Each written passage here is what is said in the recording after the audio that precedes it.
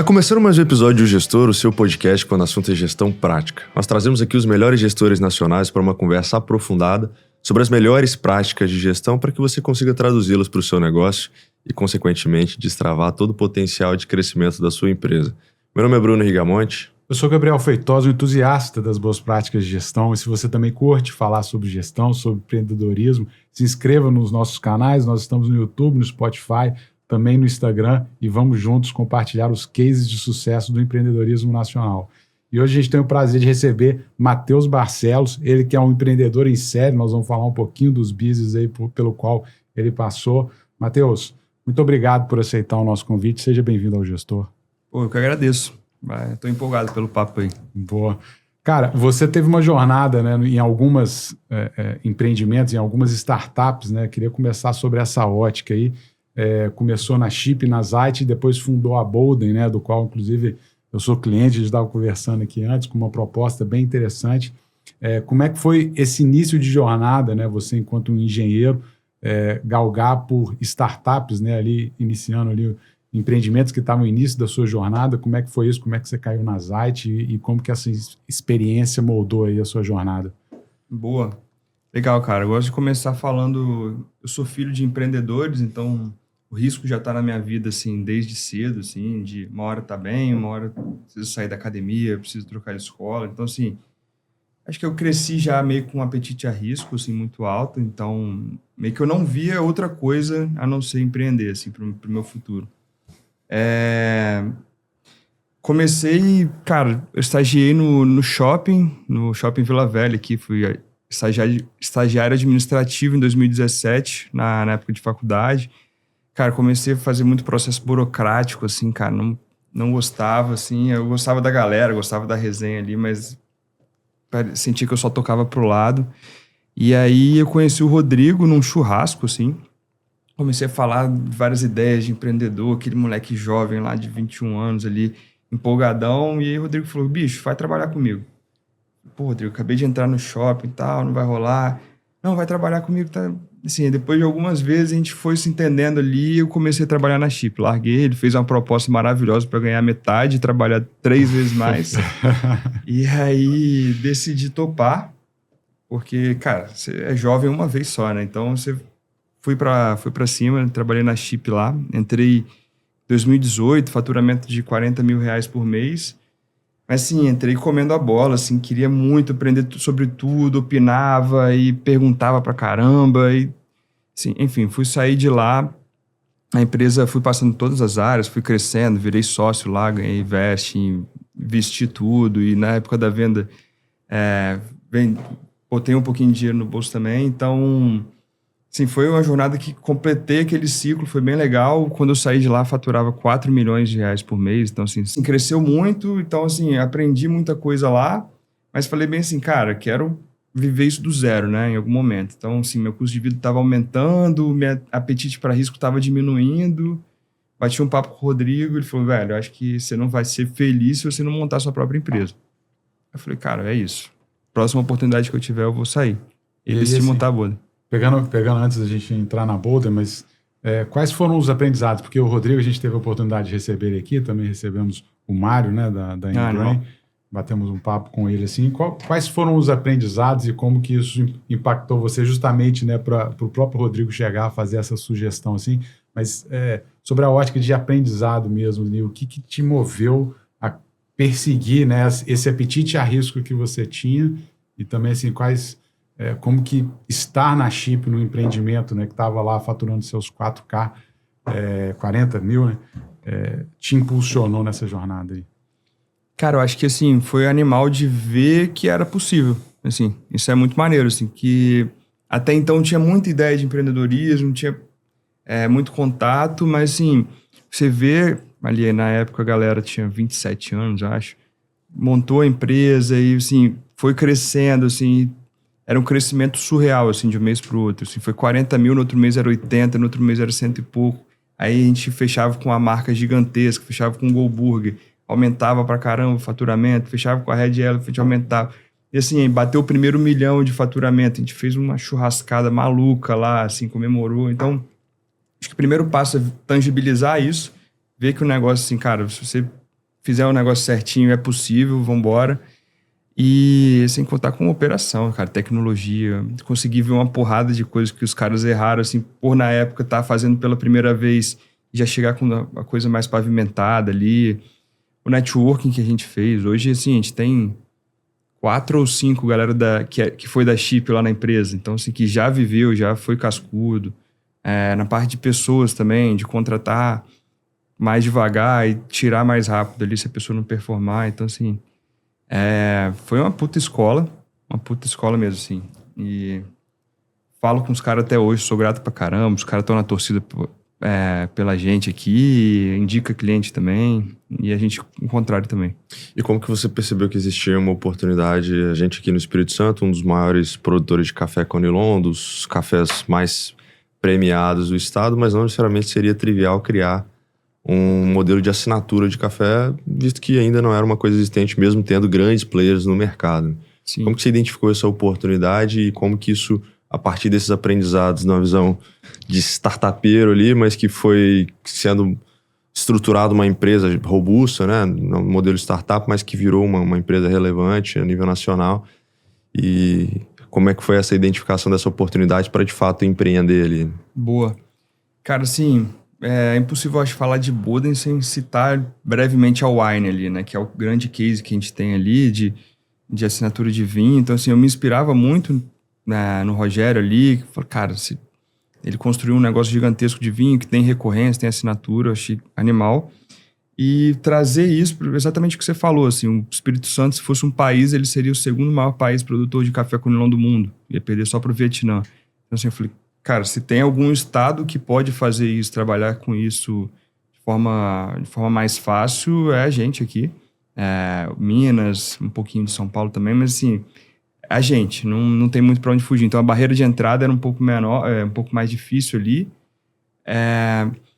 E eu pensei muito na recorrência, cara. A gente apostava muito em vender aquela manhã bem vivida, assim. Era um pouco da ascensão do Denils também.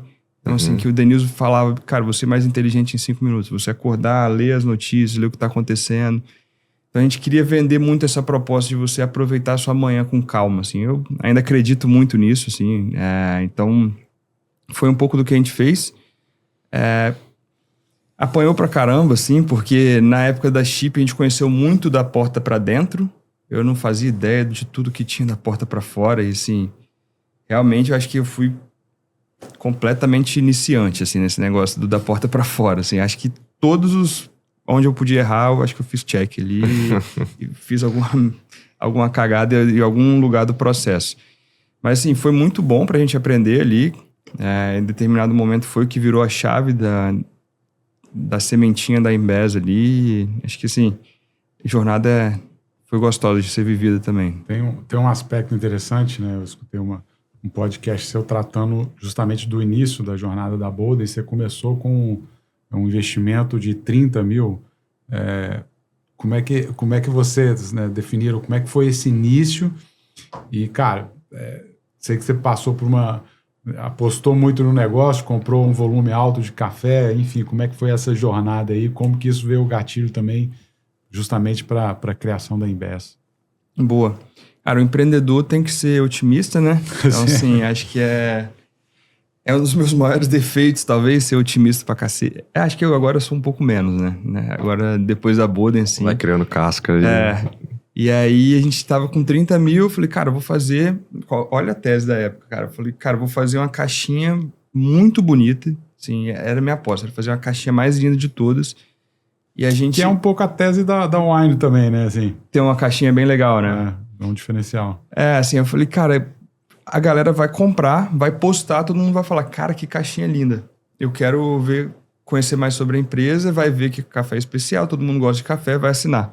Na minha cabeça, isso ia gerar um puto efeito de rede, cara. Eu não ia precisar de investir quase nada em marketing. Enfim, não foi bem assim que aconteceu, né? A gente, em um determinado momento, cara, eu apostava muito em tráfego, porque acho que, assim, dá até um fomo se você não apostar em tráfego pago, né? De tanta pessoa falar que é importante, que dá resultado, dá dinheiro. A gente apostava muito e nunca conseguiu ter um resultado legal, tráfego pago. E eu falei, cara, eu acho que é porque a gente não tem os produtos, os melhores cafés, os cafés que têm nome, né? E aí, na época de chip, eu lembro que um grande hack que a gente teve foi começar a divulgar que tinha Burger King, mesmo sem ter Burger King. Eu não sei se o Rodrigo te falou isso, ou o Tomás falou, né? Que eles deram um cartão de crédito na mão dos motoboys e falou, olha, vendo Burger King por R$30, que era a promoção do Burger King mesmo. E aí, se alguém comprasse, o cara ia lá e comprava o Burger King e vendia, não ganhava nada de dinheiro, mas tinha um CAC muito baixo. Falei, beleza, eu vou replicar esse negócio. Fui lá na Semana Internacional do Café, replicar de certa forma, né? O Burger King tinha nome. Eu falei, vou comprar café que tem nome e vou vender. E aí eu comprei os melhores cafés do Brasil. Falei, agora a gente vai porrar no tráfego pago. Não porramos. Sim, não funcionou de jeito nenhum. Falei, cara, esse café tá perdendo qualidade aqui. Depois de um mês ele começa a perder qualidade. Falei, se eu não tô vendendo agora, imagina quando tiver menos qualidade, né? E aí eu falei, qualquer pessoa que tiver o mínimo de relevância no Instagram, que aparecer no meu feed aqui, vai ganhar uma caixinha. Que seja de Vitória. Comecei a mandar caixinha de café pra uma porrada de gente. Falava bem assim, olha, se você postar 2 feeds, 1 Reels e 3 stories, outro mês você ganha também. E aí a gente começou a fazer isso com uma porrada de gente. E esse negócio foi conseguindo trazer mais cliente do que a gente teve com tráfego pago, assim. Então, assim, a gente investiu, sei lá, pagava uma agência de R$1.500 e pagava 3 mil de tráfego por mês e não tinha retorno. Tinha um cliente que assinava. Esse aí, cara, a gente mandava e tinha uns 4, 5, 6 e ia subindo o negócio. Falei, cara, vamos escalar esse negócio. Só que escalar o negócio era completamente planilha e eu tinha que criar cupom na mão e eu tinha que provar pro cara que vendeu, assim, mandando um print. Ele tinha que acreditar em mim que vendeu o que ele tinha vendido realmente. Falei, cara, assim, vou ter que contratar um estagiário só para isso. Aí trouxe uma pessoa só para tocar isso e, assim, ainda não consegui escalar. E aí que foi o primeiro gap de mercado. Falei, cara, se alguém resolver esse problema, pode ser que dê mais dinheiro que vender café. E é interessante quando a gente olha para startups de sucesso, via de regra, surgem a partir de uma dor muito latente de um problema que você acaba vivendo, que o founder ali acaba vivendo, e que isso é o mote para, de fato, desenvolver alguma solução que vá atacar aquela oportunidade que está sendo vislumbrada ali naquele momento. E a gente pode citar diversas empresas que surgiram a partir exatamente desse gatilho, mas que você precisa entender se existe um mercado para aquilo, né? Não adianta você querer controlar as postagens de influenciadores, de você ter ali uma forma eventualmente mais dinâmica de controlar isso sem que, de fato, exista um mercado, né? Como que foi essa visualização entre a identificação de um problema que você estava vivendo para gerir internamente os influenciadores que você estava mandando as suas caixinhas ali, para que, de fato, você olhasse e falasse, cara, existe uma oportunidade de mercado aqui. Legal. Cara, assim, é muito doido que a cronologia não é exatamente na ordem, assim, que a gente lembra exatamente. Foram acontecendo várias coisinhas, assim, mas uma coisa que me marcou foi o seguinte, a gente fazia café para influenciador também. A gente tinha uma menina que falava de café lá de Curitiba, a gente fez a linha dela. O nome dela se intitulava Malabarista, né? Que ela era barista ali, fez um trocadilho. A gente fez uma linha dela de café e vendeu muito. Então eu falei, cara, esse negócio de influenciador tem coisa aqui, né? Assim, vendeu bastante. E aí eu tava num dilema se eu seguia fazendo produtos para influenciadores, testei alguns outros influenciadores fazer café personalizado para eles. Não foi tão legal igual dela. Ou se eu fazia essa gestão automatizada. E aí, cara, foi uma mentoria que eu contratei, assim, até o Vinícius estava falando com o Gabriel, que o Vinícius da Imentor, ele tem uma plataforma que gerencia mentor com mentorado, né? Eu nunca acreditei em mentoria na época, até então eu não acreditava. E ele me apresentou um mentor e eu falei, cara, era um cara que trabalhava na Adventures.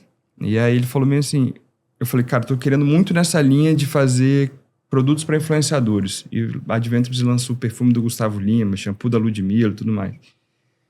E eu falei, e aí, o que você acha? Ele falou, cara, isso é bem cash intensive. E se tinha uma coisa que a gente não tinha na época, era cash. Assim, se tinha uma coisa que me afastaria de qualquer ideia, seria cash intensive. Ele falou, cara, eu acho que o que a Adventures mais está apostando no momento é uma solução chamada Brand Lovers, que é a gestão de escala de influenciador. Eu falei, beleza. Sim, me identifico muito mais com essa solução. O meu know-how que eu tenho é muito mais parecido com isso do que o café para influenciador ali, linha de influenciador, que vai ter que atacar varejo e tudo mais. Então, foi o momento da virada de chave e a gente falou, cara, vamos de cabeça. E aí começou a desenvolver a solução de cabeça mesmo. O meu sócio, Matheus Marcelino, já era sócio da Boden, investidor, mas trabalhava na Apex na época. E eu falei com ele, velho, é agora ou nunca, vamos cair de cabeça nesse negócio. Ele saiu de lá e a gente foi para levantar dinheiro, a primeira rodada de investimento com a Antler, em São Paulo. Ficamos 3 meses no processo de residência lá, conseguimos o cheque e aí, cara, assim, botamos o nome da empresa, botamos um escritóriozinho, falou, agora a gente tem uma empresa, agora a gente vai botar esse negócio para funcionar. Nessa cronologia aí, como é que, né, antes de vocês fundarem ou ir para São Paulo, pegar esse processo de aceleração, como é que estava o business da Boden? Assim, porque vocês também venderam, você também participou lá da venda da Chip, da Zite, e também realizaram a venda da Boden, né? Em que momento que estava isso e como é que foi esse processo de falar, cara, vou deixar, vou vender, ou isso foi intencional, né? Veio primeiro a necessidade de vender e vamos buscar um vendedor, ou veio uma oportunidade? Como é que você também conseguiu realizar essa segunda saída aí, vamos colocar dessa forma, né? Que é algo que muito empreendedor vai buscar, mas não é algo trivial, né? Boa. Cara, assim, foi um momento bem caótico assim na minha vida, porque quando a gente estava na Antler, eu estava assim, dormindo num colchão no chão, na casa de um amigo meu em São Paulo ali, eu não estava tirando o salário da Boden mais, porque, assim, eu não estava full time na Boden, eu não me sentia tão confortável em ficar tirando o salário, porque eu já estava meio dividido. E eu botei 2 pessoas de confiança para tocar o negócio, assim, que a gente tinha, conseguiram tocar o negócio, aí a Boden estava com um MRR legal, final de ano, assim, dá sempre uma estourada em brinde corporativo. Mas, assim, eu bati um papo com o Rodrigo e ele falou bem assim, Matheus, eu fui num Outback ali almoçar com ele. Ele falou bem assim, Matheus, se tem uma coisa que eu não vou deixar você fazer, é tocar 2 empresas ao mesmo tempo.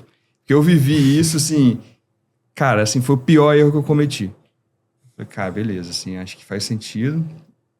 Na época a gente entendeu assim, que a gente fazia muito mais sentido como equipe para a Embes, na época era Buzzmates, e aí eu troquei uma ideia com o Lomeu, Felipe Lomeu, que era investidor da Boden. Lomeu, eu vou ter que me afastar da operação e tal, o que você acha? Lomeu, eu vou empreender, né? Você falou, pô, mas você não está empreendendo, pô? Vou empreender parte 2, e aí ele fez a proposta para comprar a operação e comprou, assim, o cara fenômeno, assim, tá batendo recorde de faturamento com a Boden. Então, assim, é isso, assim, deu uma resolvida nos problemas de cap table que a gente tinha também, que tinha sócio que tinha saído e tudo mais, ficou um monte de gente pendurada, a gente resolveu isso, passou para ele e conseguiu evoluir com o negócio. Pô, é interessante quando a gente está falando, por exemplo, né, do investimento, a gente vai entrar nesse nível de detalhe de pessoas que de fato acreditam na gente, né? E uma das empresas que acreditam no nosso projeto, naquilo que a gente de fato construiu até aqui é o Cicobi, né? Então, a gente queria te entregar um presente que o Cicobi mandou para você aqui, fazer esse momento de entrega aqui. Obrigado. Tem aí também um... Tá de sacanagem. A gente tá falando de café. Pô, aí sim, pô. Cafezinho Cicobi. Também tem uma canequinha legal aí que eles mandam também. Essa canequinha aí, ela é bem style, então eu tenho certeza que você vai gostar aí também. O Cicobi, que acredita bastante em diversos projetos, não só de negócio, né, de empreendedorismo de modo geral, mas que apoia muitos empreendedores. A gente está falando, por exemplo, até então, né, falando de café, né, apoia muitos produtores rurais, enfim, então é extremamente importante e consegue fazer, levantar a bola para o empreendedor de fato ali conseguir ter esse desenvolvimento aí ao longo da sua jornada empreendedora, né? Animal, muito obrigado. Não vai faltar lugar para você tomar o seu café da Boden, que você vai receber também uma caneca do gestor, né? Pô, aí sim. Ajudar. Você nos ajudar enquanto influenciador, né? O creator aí também, pra gente. Muito obrigado. A gente faz esse trabalho também de creator. Quando eu cheguei aqui, ele tava fazendo um UGC aqui, né? Um User Generated Content aqui. É isso, pô, minha namorada que vai gostar, cara, porque eu tinha uma caneca em casa, cara. Quando a gente começou a namorar, ela ficava puta comigo reclamando, agora eu já tô com mais duas aqui, Justo, vai ficar feliz. Justo.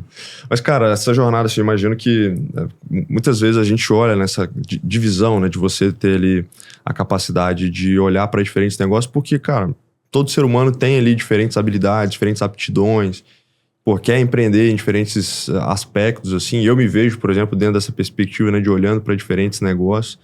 E imagino que para você tenha sido ali, de fato, um ponto de inflexão, né, cara? Vou olhar 100% para um negócio aqui, vou acreditar nisso. O que te levou, de fato, a olhar e falar, cara, esse business aqui tem um potencial enorme para eu ficar 100% focado aqui, porque eu entendo que isso vai me gerar mais prosperidade, mais felicidade, enfim. Como que foi esse processo decisório? E aí, pensando principalmente no nosso público, né, quem está nos ouvindo, muitas vezes a gente acaba tendo esses momentos de tomada de decisão, né? Sim.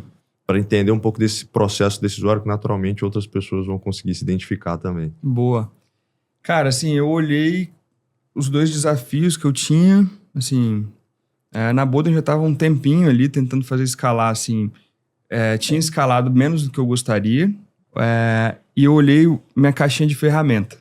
Cara, o que eu já tinha de experiência, assim? Eu tinha 3 anos e quase 4 anos de experiência Chipsite ali, desenvolvimento, rodei a parte de produto, então conhecia a parte de tecnologia, conhecia banco de dados. Então, assim, eu tinha esse know-how e tinha pouco know-how de varejo, assim. Eu acho que, assim, o café, se eu quisesse fazer algo muito grande, eu ia ter que acabar entrando no varejo em algum momento, assim. Assim, foi basicamente olhar para minha caixinha de ferramentas, olhar os dois desafios e falar, cara, uma que é muito mais adequada para esse desafio.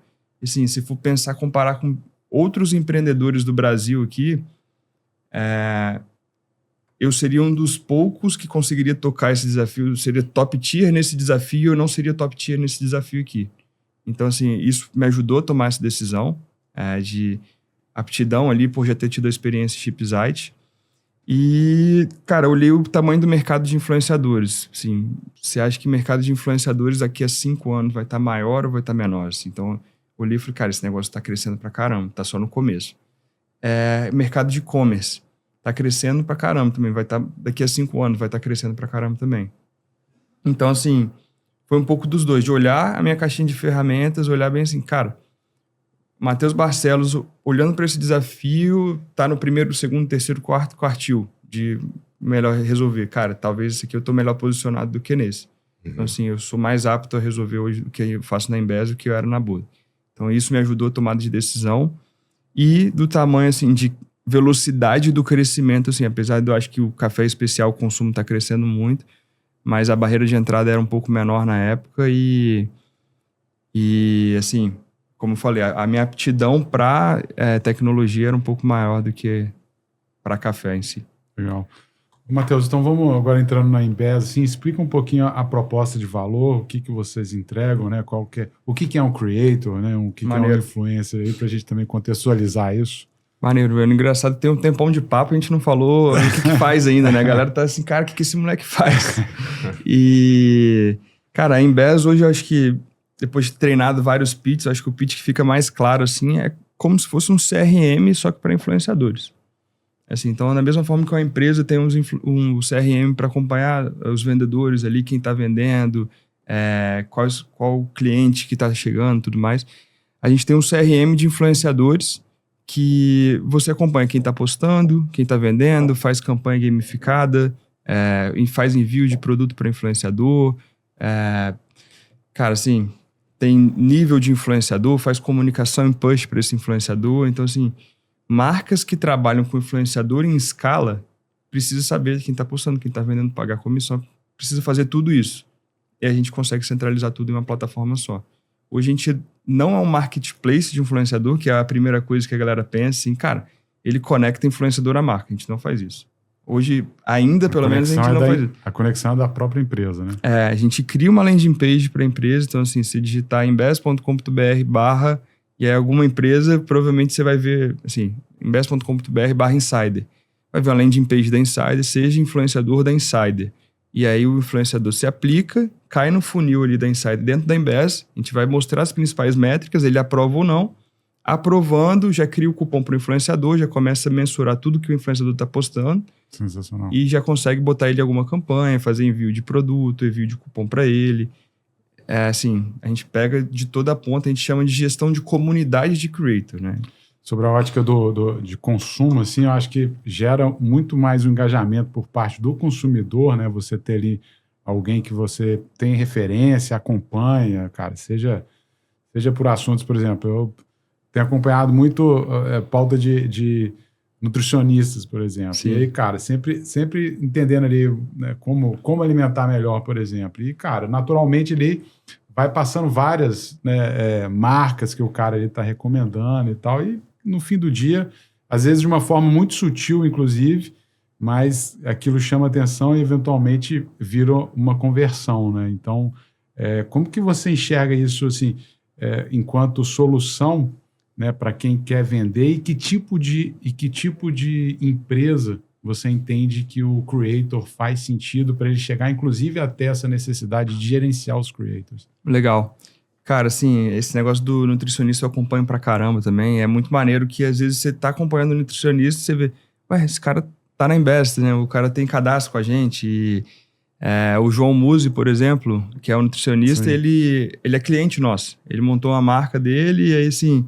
Que é cliente meu também. Né? É? Life in Fit. Animal. Sim, esse cara... A gente teve a oportunidade de entrevistar ele. Já teve um podcast com ele. Sigo ele também, velho. Cara, é um monstro, assim. Ele foi no evento nosso da Embed, assim, cara inteligente pra caramba, né, velho? Sim. E eu acompanho pra caramba, assim, você vai olhar na minha barrinha, minha lupinha lá, é só nutricionista dando dica lá. Agora eles estão na... negócio de 1 a 10, qual que é o melhor, né? Agora a coisa tá bombando. Tem a trend ali, né? Vai se repetindo. Sim. Ali. E é engraçado que você quer consumir. Você fala, já vi, deixa eu ver. Sobre bebidas, as melhores bebidas eu já vi. Mas deixa eu ver o que esse cara fala. Qual é a opinião do outro? Né? Ele fala quase a mesma coisa que um copia o outro. Mas você vai lá e escuta, né? Mas, cara, é isso, sim. Me amarro. E acho que os nichos, assim, a gente entendeu. Isso até foi uma virada de chave, assim, pra gente. Que no começo a gente falou, cara, quem usa influenciador? Todo mundo. Assim, uma porrada de marca pode usar influenciador pra falar. Mas... aí, se você não nicha, você vai bater na padaria, vai bater no supermercado, vai bater no e-commerce, vai bater no evento. Então, assim, tinha empresa de evento, tinha empresa de universidade, tinha e-commerce. A gente falou, cara, não faz sentido. Porque eu vou me integrar na Zig Tickets, vou me integrar no Shopify, vou me integrar na Yoga, na Take... Cara, assim, não tinha pra onde seguir. Então, a gente decidiu que a gente ia focar em e-commerce. Então, isso aí já... foi muito melhor pra gente. Quando a gente focou em e-commerce, já melhorou, a gente entendeu que os melhores tipos de e-commerce para usar hoje são suplementos, moda, suplemento e alimentação fit no geral, moda de roupa, né, e cosméticos. Cosméticos e beleza. Então, esses 3 nichos, assim, cara, se você tem um e-commerce disso, se você não tem comunidade de influenciador, assim, você tá deixando dinheiro na mesa. Hoje sim, não é propaganda, assim, pode até parecer, mas, cara, o quanto que a gente vê que essas marcas estão crescendo faturamento mês a mês a partir de influenciadores, sim. Eu vejo que isso tá muito ligado por serem questões mais transacionais, né? Produtos mais transacionais, de recorrência, muitas vezes, né? Você tem um consumo ali de alimentação, você tem moda que, obviamente, você quer se parecer com alguém que você está acompanhando ali numa rede social, então...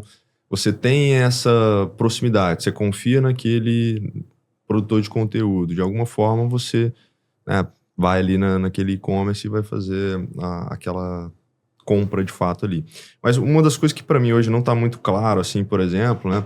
Qual que é a diferença entre um cara que é uma figura de um creator, um influenciador, e como que uma empresa pode olhar, por exemplo, poxa, eu preciso investir num creator, eu preciso investir num influenciador, eu preciso investir na criação de uma comunidade. Como diferenciar isso e como isso eventualmente se atrela à Embest? Legal. Cara, assim, hoje na plataforma você consegue definir alguns parâmetros para creator, afiliado, porque assim, tem a questão do afiliado também, que é o cara que não cria conteúdo, mas tem o cupom e manda nos grupos de WhatsApp ali e consegue fazer dinheiro. E aí faz a cuponeria, faz um site ali, roda ads para lá e consegue vender a partir daquilo. Então, assim, existe creator, que é o cara que a gente acompanha o conteúdo que tá postando. A gente não faz diferenciação hoje de creator e influenciador, assim. A gente, dentro da plataforma creator, é quem a gente acompanha tudo que ele tá postando. E você vai usar a mídia dele para fazer venda depois, para fazer ads, para fazer tráfego, o que você quiser. Afiliado, a gente não acompanha a mídia. Mas assim, o que a gente entendeu? Existe uma pirâmide de influencer ali, né? Que é assim, você... Cara, quero comprar um perfume. Você olha o perfume e bota o Rafael Nadal, sei lá, o Cristiano Ronaldo usando perfume. Você fala assim, beleza, conheci o perfume. Você ficou sabendo do perfume. Depois você vê um Gustavo Balbi lá, o Guga Balbi, que dá dicas de perfume, de moda, assim, falando do perfume. Então, assim, você primeiro teve a consciência que existe, mas ainda está muito longe. Então, conheci o perfume através do Cristiano Ronaldo. Conheci através desse Instagram de dica de perfume, que esse é um perfume bom para ir na academia. Eu nem sabia que nego usava perfume para ir para academia, mas tem.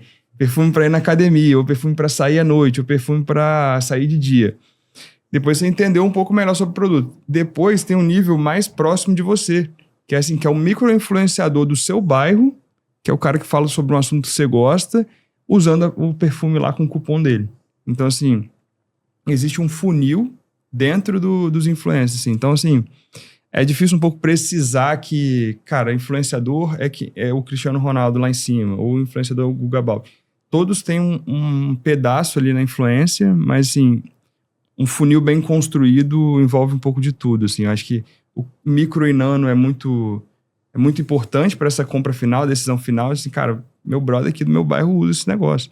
Então, assim, ajuda, mas o awareness lá em cima também é bem valioso. Não sei se eu respondi, tá, cara? Assim, é porque é mais numa ótica de assim, é mais...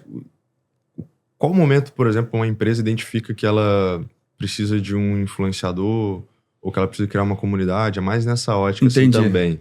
Tá, cara. Porque até para complementar, assim, eu entendo pelo que você falou, assim, cara, tem que ter uma clareza justamente do seu funil, da sua estratégia, como que você faz essa abordagem, né?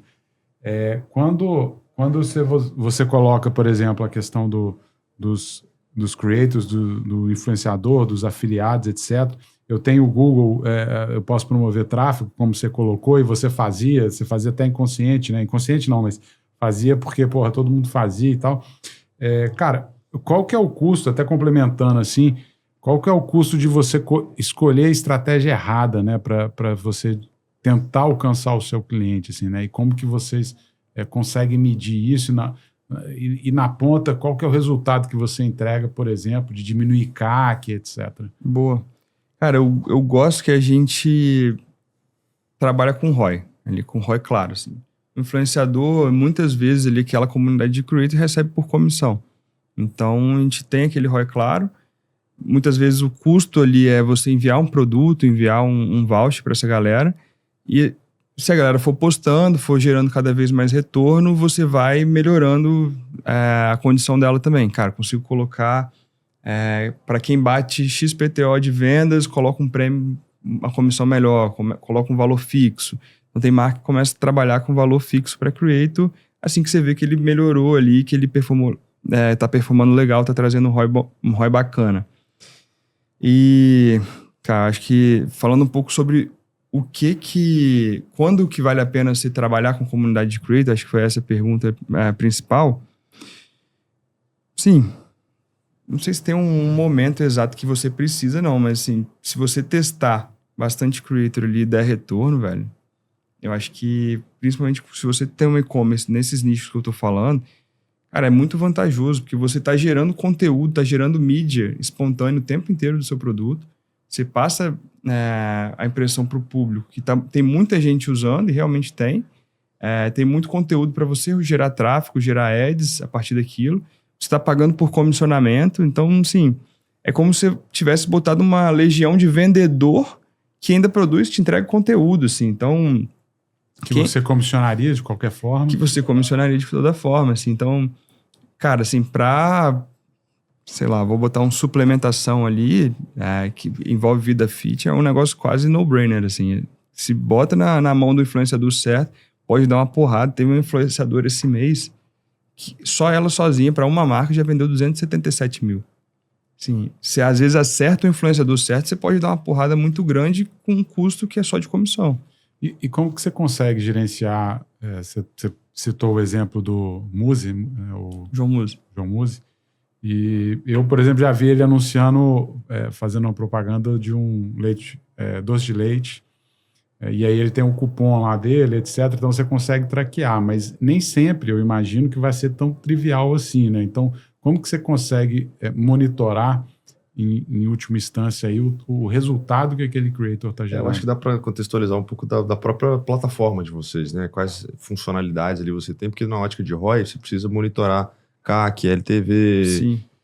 Tagueamento, o que você de fato consegue ter ali de forma objetiva que vá fazer com que esse monitoramento você consiga ter ali de ponta a ponta também, né? Legal. A gente consegue traquear a venda a partir de link do creator e de cupom do creator.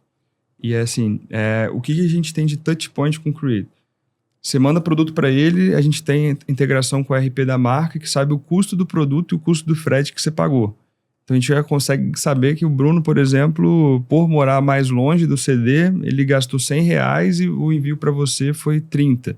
Então assim, a gente sabe que ele tá mais distante da ROI do que você. Então a gente, todos os custos, todo o comissionamento, todo o valor fixo, toda a campanha que aquele creator ganhou, todos 100% do custo que envolve a marca com aquele creator, você consegue ter visão lá na Embase. Então com isso você consegue saber o ROI de cada um. Então, assim, às vezes vocês estão vendendo a mesma coisa, só que o Bruno mora mais longe, o ROI dele é menor. A gente consegue, cara, assim, envio de produto através de RP, envio de voucher, recompensa de campanha, pagamento pontual, se eu quiser fazer, para alguma publi específica. Então, a gente tem tudo isso, né, dentro da plataforma e consegue saber tudo que ele gerou de receita também e tudo que ele trouxe de post também. Tem marca que bota uma métrica chamada EMV, que é engajamento sobre CAC, eu acho. Então, assim, eles dão um valor pela quantidade de views daquele post, de engajamento daquele post, sabe? Que isso gera valor. Durante um tempo, a gente começava a olhar assim, para os grandes influenciadores e achava que era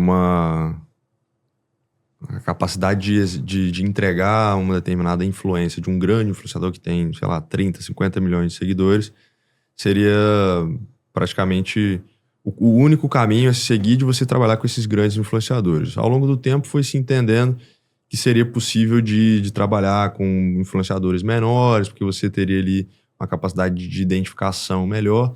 E eu vejo que hoje, o modelo de publicidade bem direta, assim, e bem transparente, muitas vezes não tem um retorno tão grande quanto você tem ali com um modelo que é baseado num usuário que cria ali algo mais natural, que faz parte da rotina dele ali. Como você foi observando essa evolução do mercado de influência e quais aspectos hoje você identifica que fazem com que um determinado tipo de promoção ou de relacionamento com creators faça com que uma marca seja mais bem sucedida ao criar uma estratégia de utilizar esse tipo de venda, né? Como sendo um canal de venda de fato. Tá bom. Vamos quebrar aqui um pouco, né? A gente tem... Antigamente só tinha praticamente os grandes influenciadores, né? Então, assim, se quisesse trabalhar com influenciador, você tinha que chamar um ex-BBB, alguém gigantesco, pagava uma grana. Esse negócio até poderia dar retorno, mas assim... Cara, fiz minha parte aqui, fiz meu Reels e é isso. Esse negócio vai deixar de existir ou deixou de existir? Na minha visão, não. Nunca vai deixar de existir. Da mesma forma, cara, que outdoor nunca vai deixar de existir. Assim, vão ser mídias diferentes e vão ser usadas para finalidades diferentes. Então, hoje, como eu falei, né, esses caras viraram awareness da vida ali. Tem muita assimetria de mercado também. Vocês dois, por exemplo, vocês são ex-BBBs. Você pode cobrar 50 mil, você pode cobrar 15 e... assim, não tem algo que regulamenta isso, assim, que padroniza. Então, tem muita oportunidade nisso ainda. Então, as coisas foram mudando. É difícil você trabalhar com produto com um influenciador gigante, porque muitas vezes ele não acredita no seu produto. As marcas foram querendo criar essa comunidade para quem realmente acredita naquele produto. Então, o nome... Vou citar o nome do concorrente aqui, que é o nome Brand Lovers, inclusive, quando eles pensaram, nasceu para isso. Que, assim, que era quem já amava a sua marca, que vai virar o embaixador da sua marca. Assim. Então, a ideia é de você pegar quem já é cliente do seu produto, quem tem uma influência e consegue divulgar melhor um pouco do seu produto. Assim. Então, acho que as marcas foram entendendo que migrar para quem já... Ninguém melhor do que o seu cliente, quem já gosta do seu produto, para falar sobre ele, acho que vende muito melhor, sabe? Então, por isso que eu acho que tem um caso muito emblemático da Rafa Kalimann, que fez uma propaganda para o Samsung e logo depois ela postou um story com um iPhone. Então, assim, as marcas foram vendo que isso não gera conexão. Sim. Então, foram começando a trabalhar com esses micro-influenciadores e que provavelmente já gostam da sua marca e já amam sua marca. O CEO da Unilever, por exemplo, falou que quer ter uma micro-influenciadora em cada cidade do Brasil no ano que vem. Então, é gente que já tem conexão com a marca, consegue te trazer mais empatia. É um caso interessante recentemente no Fórum Liberdade e Democracia, organizado pelo Líderes do Amanhã. Até o último episódio que saiu, se eu não me engano, o penúltimo episódio que saiu foi gravado com o pessoal do Líderes. E o Renato Albani estava lá e ele falando que ele foi abordado por uma empresa de cripto, né? Acredito que seja uma exchange, enfim, uma corretora de criptoativos. E ele falou, cara, deixa eu entender primeiro como é que é esse negócio, vamos voltar a conversar mais pra frente. O cara não alocava patrimônio em cripto, não entendia, e aí ele, teria veracidade. Não teria veracidade. Então eu vejo que houve uma mudança muito grande nesse mercado, de você começar, de fato, né, consumir uma coisa ali de quem realmente vive isso. Eu vejo que aqui no Espírito Santo, por exemplo, tem diversas pessoas que, cara, praticamente vivem de trabalhar a influência mesmo, assim. Então, sim, a profissão da pessoa, o status da pessoa é influencer mesmo. A pessoa vive ali de trabalhar isso. E alguns seguiram um caminho de um certo descrédito, assim, de falar, ela só tá mostrando, essa pessoa só tá mostrando isso porque tá recebendo. Sendo que outras conseguiram inserir determinados produtos e serviços que fazem parte, de fato, da rotina e vira uma coisa ali, uma influência natural.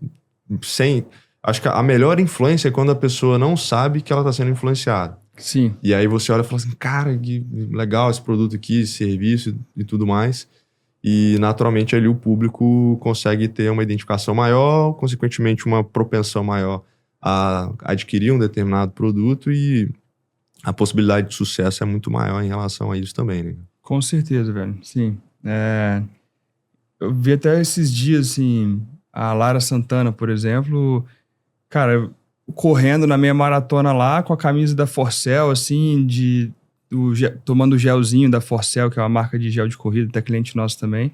E, assim, ela sempre postou coisa de corrida, cara. Assim, não é um negócio, assim, que ela tá forçando a barra porque quer fazer coisa fit e tudo mais. Ela posta coisa de corrida há, desde uns 3 anos, ela posta coisa de corrida. Aí ela viu, gostou da marca e genuinamente usou. Eu não sei nem se é publi, se é algo que ela realmente gostou, mas assim, tá completamente adaptado na vida dela ali e foi um negócio muito natural, né? Então, esse tipo de publicidade ali, se é publicidade ou não, é o que mais encaixa ali, de estar na vida da pessoa. Boa. Cara, queria falar de grandes números, mas também antes fazer um recorte que é o seguinte, você falou das roupas, você falou do mundo fit, você falou de cosméticos, a gente acabou nichando eventualmente quem está escutando, falar, não vendo nada disso, eu vendo consultoria, ou eu vendo assessoria financeira do BTG, por exemplo. Como que você entende que eventualmente isso também pode entrar dentro da estratégia, né, de uma empresa que vende serviço, como que ela pode se posicionar para isso, se tem algum case também, e depois também entender um pouco os grandes números aí, quantos creators vocês têm na plataforma, né, enfim, eventualmente você puder compartilhar, você falou de MRR, por exemplo, como é que tá isso e tal, entender os grandes números aí também da Embest. Boa. Cara, assim, a gente tem visto o movimento crescer de SaaS também, trabalhar com influenciador. É algo que a gente não tem hoje, né? SaaS, Software as a Service, né? acho que vale dar um disclaimer, começar a trabalhar com influenciador, que pessoas no LinkedIn, assim, isso está crescendo. Hoje a gente não é integrado com o LinkedIn, a gente nem tem uma base disso, mas tô vendo isso crescer e funcionar pra caramba, assim. Que mais que eu acho que tem potencial? Infoproduto, acho que tem potencial pra caramba de crescer. E restaurante, assim, também acho que é algo que tende a crescer. Eu acho que eu vejo no futuro, assim, influência falando, usa meu cupom pro restaurante tal. Isso. E acho que possivelmente no passo posterior, PDV também, né? Frente de loja, usa meu cupom e... A experiência, né? O difícil é medir isso daí, né? Igual você falou, usa meu cupom, talvez o cara vai, esquece e vai pro restaurante do mesmo jeito. Mas a experiência, nós também somos muito influenciados pela experiência, né? O cara tá lá em Pedra Azul, posta uma foto bonita, você vai, vou lá, vou visitar também e tal. Então, assim... isso com certeza. Eu acho que, assim, influencer cabe em qualquer coisa, cara. Mas, assim, a comunidade de influencer, na minha visão, tende a prosperar por algo que a gente consiga medir o retorno. Sim, isso aí pra mim é muito claro. Então, cara, assim, enquanto eu não tiver influenciador ali indo pro supermercado tô indo no BH usar o cupom do Bruno. Então, assim, esse negócio, eles não vão apostar de cabeça nesse negócio. Quando a gente começa a mensurar isso com clareza de ROI, eu brinco que a nossa única métrica de CS é dar ROI pro nosso cliente. Porque se ele não tiver ROI, cara, se ele estiver dando muito ROI com a nossa plataforma, ele corta a luz, ele muda de escritório, mas assim, por que ele vai parar de investir numa plataforma que está dando retorno para ele, sabe? Então... eu comecei a olhar para isso também, e isso é uma virada de chave, não só para o seu modelo de negócio, mas para tudo na vida, assim, né? Trabalho, por exemplo, com inteligência de dados, trabalhando em inteligência artificial, e muitas vezes a galera olha e fala assim, vocês trabalham entregando relatório, BI, painéis de gestão, e eu falei, cara, eu entrego decisões mais lucrativas, eu faço com que você, de fato, tenha a possibilidade de olhar para os seus números, ter insights a partir deles e criar planos acionáveis que vão fazer com que você consiga reduzir custo, aumentar a receita, entender quais são os seus melhores clientes, quais ações você precisa fazer. Então isso, na prática, né, quando a gente olha para a gestão de um modo geral, a ótica quando a gente vai entender ali de serviços que você presta ou de um produto que você eventualmente entrega é que aquilo gere valor. E o ROI nada mais é do que um retorno positivo, né? Você olhar a perspectiva de ter um potencial retorno positivo sobre o investimento que você está fazendo. Se é um produto, é um pouco mais difícil de você olhar para isso, porque isso vai estar muito mais ligado ao bem-estar, a conforto, a algo que você ali tem como um benefício daquilo e o ROI acaba sendo um benefício daquilo. Para um serviço, muitas vezes você consegue fazer isso. Então, quem está nos escutando, por exemplo, né, que presta algum tipo de serviço, qual o valor que eu estou gerando de modo que o meu cliente tenha mais retorno do que o custo que ele tem ao contratar o meu serviço. E na prática isso funciona para qualquer tipo de negócio, né? Mas funciona também numa ótica de investimento. O investidor, quando ele coloca dinheiro num determinado projeto, ele está entendendo que ele vai colocar X de dinheiro, aquela empresa vai gerar fluxos de caixa futuros de tal forma que, eventualmente, se for uma startup, por exemplo, esse dinheiro que ele está colocando X no início vai retornar possivelmente 10X, 20X lá na frente. E vocês receberam há algum tempo um investimento da Antler.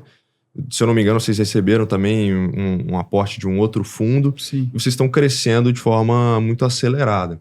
Como foi esse processo, né, de captação desse investimento? Como que foi essa segunda rodada? Não sei se já de fato já aconteceu essa segunda rodada do investimento. E como vocês estão projetando o crescimento do negócio, né, não só regionalmente, mas nacionalmente também. Boa. Fiquei te devendo também os big numbers, né? Aproveita já aproveito e já falo tudo aqui. Cara, legal.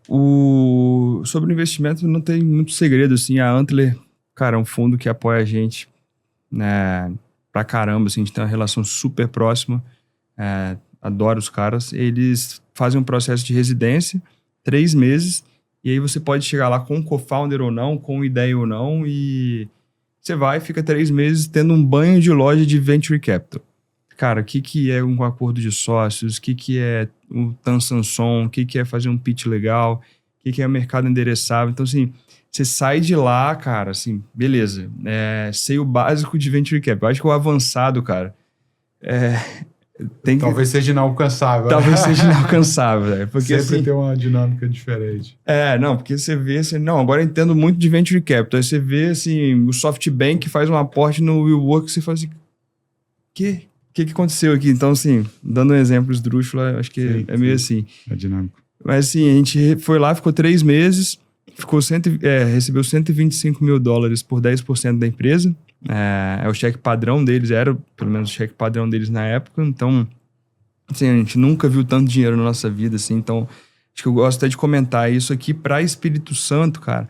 Era um negócio que eu não via tanto, assim, de ver fundo institucional investir nas empresas que o Rodrigo levantou com muito anjo, a Luma do Murilo levantou com muito anjo também. Então, assim, foi a primeira vez assim, que eu aprendi muito ali com o Murilo e com o Rodrigo também.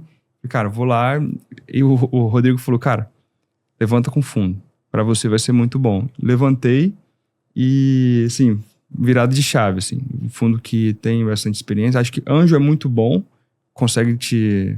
Pode ser ruim também, né? Mas pode te apresentar muita coisa boa, pode te abrir muita porta. Mas, assim, ter recebido o investimento do fundo institucional foi muito legal pra gente.